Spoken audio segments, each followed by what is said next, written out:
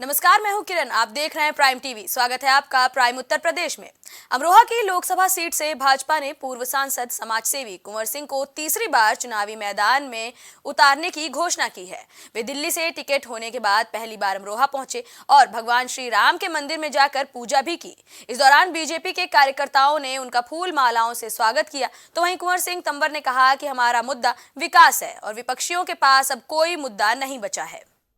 आज ये मेरे को जो मौका मिला है वो भारतीय जनता पार्टी ने जो मेरे को मौका दिया है, मेरे माननीय पूरी टीम ने जो ये मेरे को दोबारा सेवा करने का मौका दिया है, तो मैं तो ये अमरोहा की जनता को बार बार धन्यवाद देता हूँ। उनकी मेहरबानी से ये दोबारा मेरे को मौका मिला है।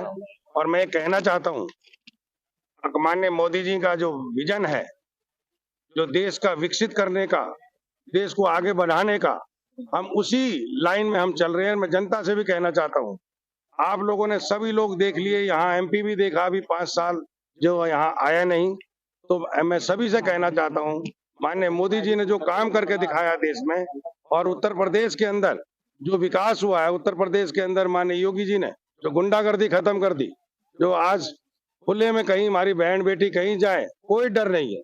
तो मैं बार बार यही कहना चाहता हूँ, आज कोई पार्टी नहीं बची है।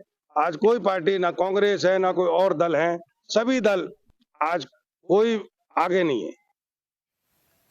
भाजपा की ओर से जारी की गई उम्मीदवारों की पहली लिस्ट में सिद्धार्थनगर की डुमरियागंज से वर्तमान भाजपा सांसद जगदंबिका पाल को एक बार फिर से उम्मीदवार बनाने की घोषणा की गई है। बतौर प्रत्याशी जगदंबिका पाल की नाम की घोषणा होने के साथ ही उनके आवास पर समर्थकों की भारी भीड़ देखने को मिली। इस बीच जगदंबिका पाल ने कहा कि जिस पार्टी ने भरोसा जताया है, उस भरोसे पर वो पूरी तरह से खरा उतरने की कोशिश करेंगे। भारतीय जनता पार्टी जैसी पार्टी ने और उसके नेतृत्व ने, श्री नरेंद्र मोदी जी हों, हमारे प्रधानमंत्री यशस्वी या राष्ट्रीय अध्यक्ष जेपी नड्डा जी, पूरा नेतृत्व अमित शाह जी, इन्होंने मुझ में विश्वास व्यक्त किया। तीसरी बार जहां पे इतनी बातें आ रही थी कि जगदंबिका पाल को आयु के नाते जगदंबिका पाल को शायद टिकट नहीं मिलेगा, लेकिन मैं तो आभार व्यक्त करता हूं अपने नेतृत्व का।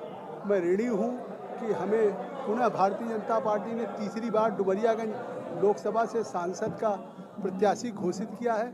और मैं देख रहा हूं कि जो इस जमीन पे पहली बार जिस तरह का उत्साह है पार्टी की, हमने 19 में भी मैं भारतीय जनता पार्टी से लड़ा था, 14 में भी लड़ा था, लेकिन आज टिकट की घोषणा में भारतीय जनता पार्टी के कार्यालय में आप देख रहे हैं लोग अपने घरों से निकल करके, ऐसा उत्साह लग रहा है जैसे चुनाव जीत गए हों, सरकार बन गई हो, परिणाम आ गया हो। तो ये कहीं ना कहीं पार्टी ने जो फैसला किया है, आज पार्टी के प्रति जनता का विश्वास है, जनता का भरोसा है, और मोदी जी का जो आत्मविश्वास जनादेश के आधार पे कि भाजपा 370 और भारतीय जनता पार्टी एनडीए 400 के पार।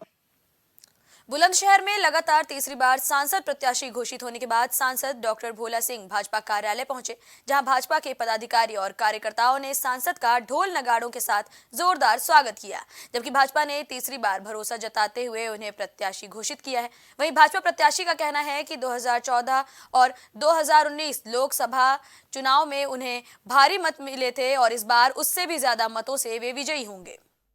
सर्वप्रथम मैं अपने राष्ट्रीय नेतृत्व का आभार व्यक्त करते हुए कि जिन्होंने तीसरी बार मुझे बुलंदशहर लोकसभा पर उम्मीदवार के रूप में घोषित करके एक छोटे से कार्यकर्ता को तीसरी बार अवसर देकर जो मौका दिया, उसके लिए मैं अपने राष्ट्रीय नेतृत्व का, शीर्ष नेतृत्व का आभार व्यक्त करता हूं और अपने जनपद के कार्यकर्ताओं का, अपने क्षेत्र की जनता का भी आभार व्यक्त करता हूं कि उनके प्यार, उनके आशीर्वाद, उनके सहयोग को देखते हुए ये तीसरी बार अवसर मुझे मिला है।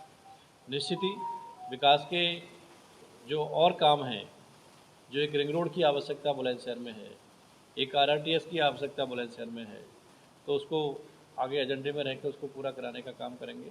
और माननीय मोदी जी के नेतृत्व में जितना काम पिछले 10 सालों में बुलंदशहर में हमने देखा, चाहे वो मेडिकल कॉलेज हो, चाहे पासपोर्ट ऑफिस हो, चाहे केंद्रीय विद्यालय की डबल शिफ्ट हो, चाहे अपने यहाँ पे ईएसआई हॉस्पिटल की स्थापना हुई हो, चाहे इंडोर स्टेडियम के लिए हो, ये बहुत ही काम, ऐतिहासिक काम इन 10 सालों में हुए। जो एक आम मानवीय के लिए जो सरकार की योजनाएं हैं जो आवश्यकताएं हैं, चाहे इंटरनेट के लिए फाइबर केबल बिछाना गांव-गांव तक हो, चाहे पानी की टंकी पहुंचाना हो, और चाहे हर गांव में गैस का सिलेंडर डिलीवरी लोगों के घर तक पहुंचाना हो।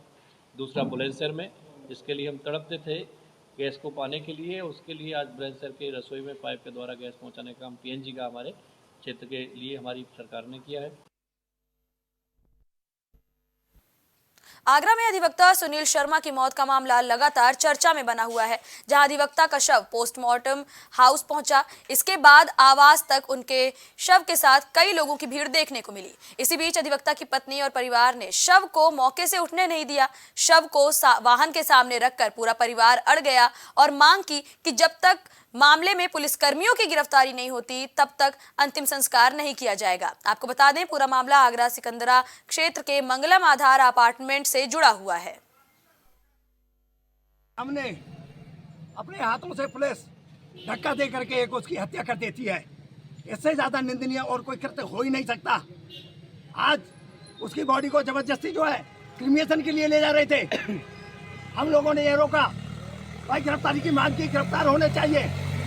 उन्होंने कहा हर रात में गिरफ्तार हो जाएंगे। विवादों में घिरे रहने वाले स्वामी प्रसाद मौर्य ने एक बार फिर से बयान दिया है। मौर्य ने कहा कि सुभाष चंद्र लहरी दलित समाज से ताल्लुक रखते हैं। वो बहुजन समाज पार्टी के हमारे पुराने साथी रहे हैं। सामाजिक न्याय के लिए समर्पित होने के कारण उनका गर्मजोशी के साथ स्वागत किया गया। साथ ही राष्ट्रीय शोषित समाज पार्टी के बुद्धिजीवी संघ का भी गठन किया गया है।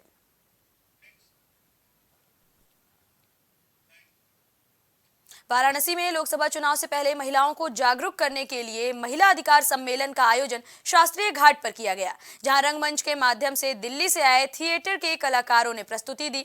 इस दौरान महिलाओं के हक के साथ ही भावनात्मक मुद्दों से बचते हुए अपने अधिकार के लिए वोट करने की सीख भी दी गई।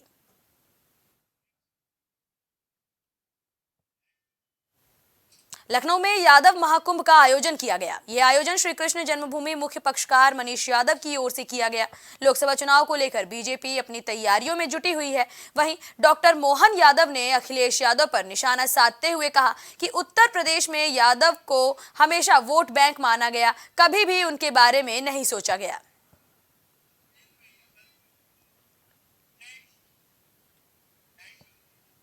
लखनऊ में लगातार हो रही बारिश ने पीडब्ल्यूडी और नगर विकास के ठेकेदारों की पोल खोलकर रख दी है। बारिश के बीच धंसी हुई सड़क में एक कार फंस गई और एक बड़ा हादसा होने से टल गया, जिसके बाद पुलिस ने रूट को डायवर्ट किया। आपको बता दें, विकास नगर थाना क्षेत्र के सेक्टर 4 में बरसात के बीच सड़क धंसने से लोगों को काफी ज्यादा परेशानी झेलनी पड़ रही है। खबर मथुरा से है, जहां एक युवती ने भगवान के प्रेम में रंगकर उनकी प्रतिमा से ही शादी कर ली। वहीं युवती के परिवार वालों ने भी एक विवाहित समारोह का आयोजन किया। इस दौरान लगन और सगाई से लेकर 7 फेरों तक की सभी रस्में विधि विधान से पूरी की गईं। वहीं लोगों को दावत भी दी गई। जानकारी के मुताबिक थाना हाईवे की अमर कॉलोनी में रहने वाली भागवत वक्ता चतुर्भुज भारद्वाज की सबसे छोटी बेटी गुंजन को बचपन से ही भगवान श्री कृष्ण से लगाव था और अब भगवान की मूर्ति से उन्होंने शादी कर ली।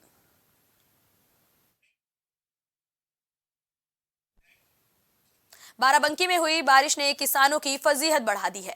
बारिश के साथ ही ओला गिरने से किसानों की मेहनत पर पानी फिर गया।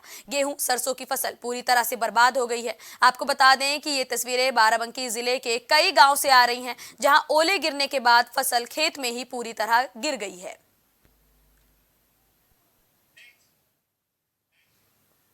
हमीरपुर में एनबीडब्ल्यू जारी होने पर पुलिस आरोपियों को गिरफ्तार नहीं कर पा रही है, ऐसे आरोप लगाए जा रहे हैं। करीब 3 महीने पहले जानलेवा हमला होने के कारण बीएसएफ जवान घायल हुआ था। वहीं पीड़ित परिवार ने इस मामले में डीआईजी से न्याय की गुहार लगाई है। साथ ही विवेचक पर भी धमकी देने का आरोप लगाया है। इस मामले में पुलिस अधिकारी आरोपियों को गिरफ्तार करने की बात कह रहे हैं। ये पूरा मामला मौदहा कोतवाली कस्बे का बताया जा रहा है।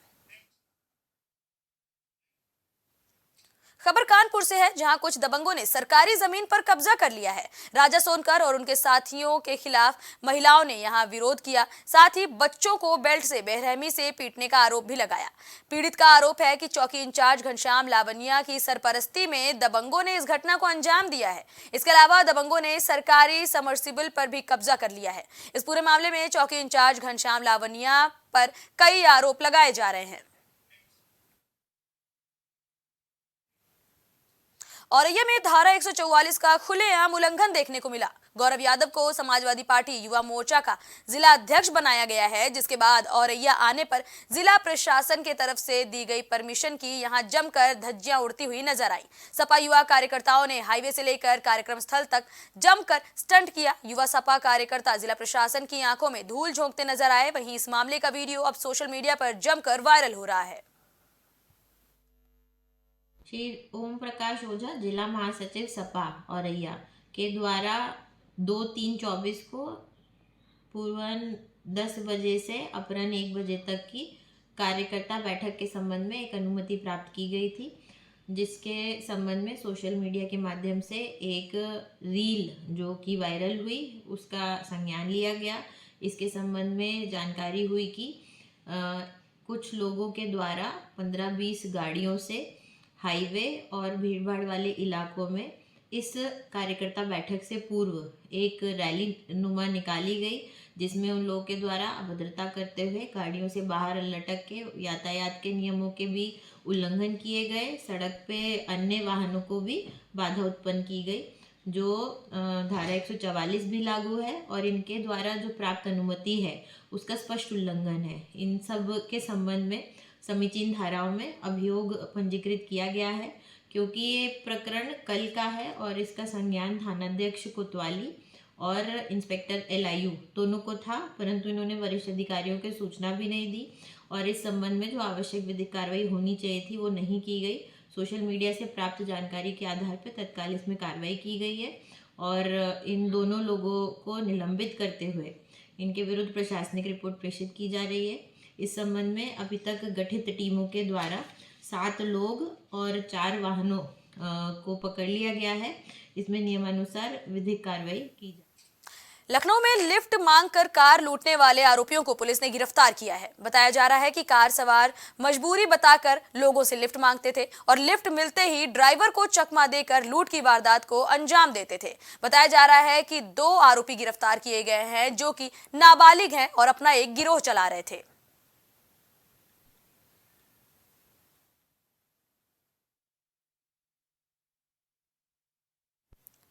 लखनऊ के बदाली खेड़ा नाम के मोहल्ले में एक युवक का मर्डर कर दिया गया। बताया जा रहा है कि युवक गोमती नगर के एक स्पा में काम करता था।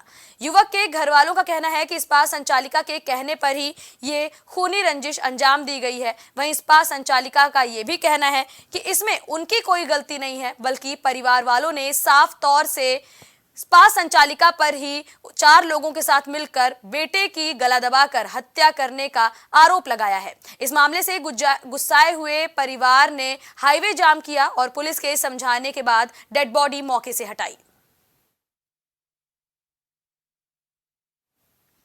अमरोहा में एक बार फिर से भीषण सड़क हादसा देखने को मिला है, जिसमें 3 लोगों की मौत हुई है। बताया जा रहा है कि यहां तेज रफ्तार ट्रक ने बाइक सवार को रौंद दिया, जिसमें बाइक सवार 3 लोगों की मौके पर ही मौत हो गई। वहीं ट्रक लेकर ड्राइवर मौके से फरार हो गया।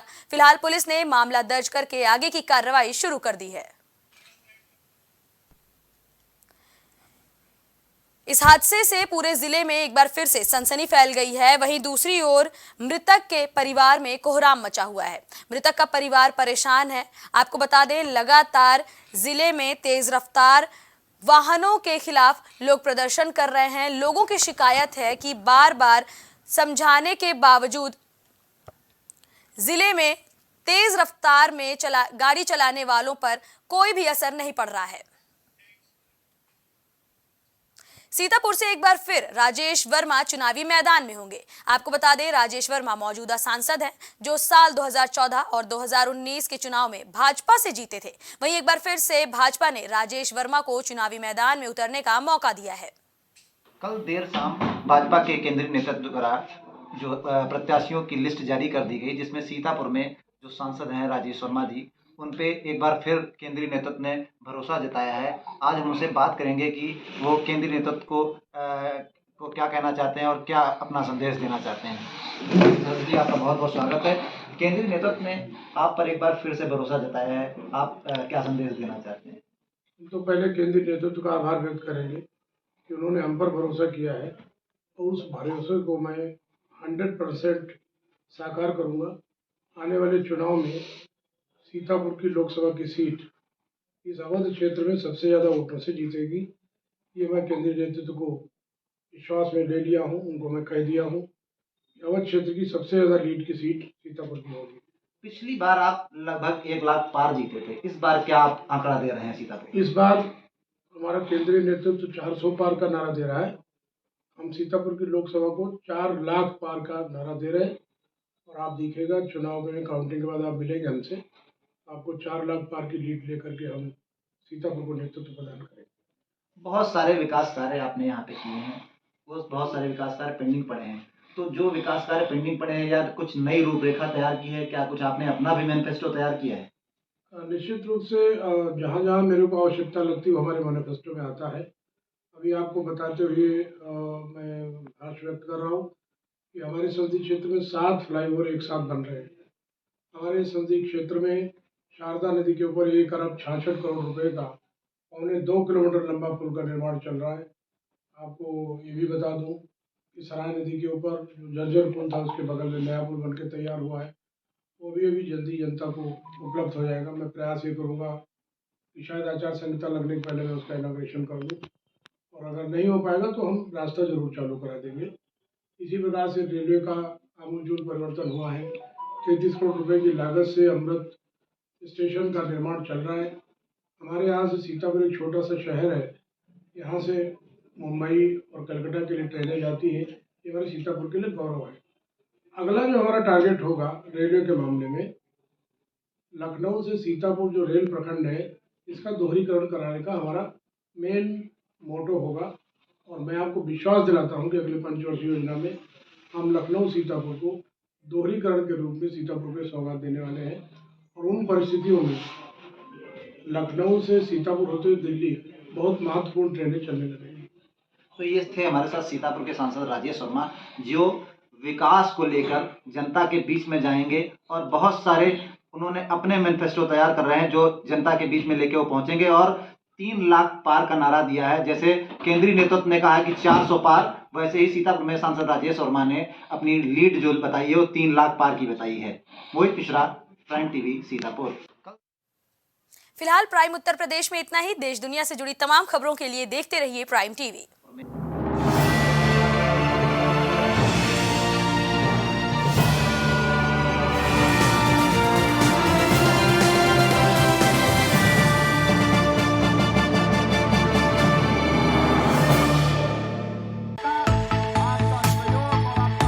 कुछ भाव पुष्प।